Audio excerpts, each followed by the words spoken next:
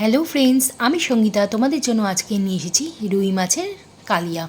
তো রুই মাছের কালিয়া বানাতে প্রথমে আমরা মাছগুলোকে লাল লাল করে ভেজে নেব। তারপর এখানে আমি একটু লম্বা লম্বা করে আলু কেটে নিয়েছি।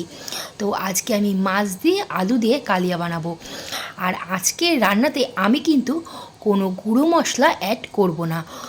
তো এখানে দেখো আমি লঙ্কা, টমেটো, গোটা জিরে আর আদা আর রসুন এগুলো সব কিছু পেস্ট করে নিয়েছি খুব ভালো মতো। তো আজকে সব আমি বাটা মশলাই ব্যবহার করব। এখানে আমি সাদা জিরে ফোড়ন দিয়েছি আর শুকনো লঙ্কা ফোড়ন দিয়ে আলুগুলোকে নুন দিয়ে খুব ভালো মতো ভেজে নিয়েছি। আর তারপর আলুগুলো ভাজা হয়ে গেলে আমি এখানে বাটা মশলাটা আর সাথে একটু হলুদ আর চিনি দিয়ে দিয়েছি, দিয়ে এটাকে কষানোর জন্য বসিয়ে দিয়েছি। তো এটাকে খুব ভালো মতো আমাদের কষিয়ে নিতে হবে। আর ভালো মতো কষানো হয়ে গেলে যখন এটা থেকে তেল ছেড়ে যাবে ঠিক এরকমভাবে, তখন আমরা কিন্তু এখানে দিয়ে দেব অল্প একটু জল। আর জল দিয়ে আরেকটু ভালো মতো কষিয়ে নিতে হবে।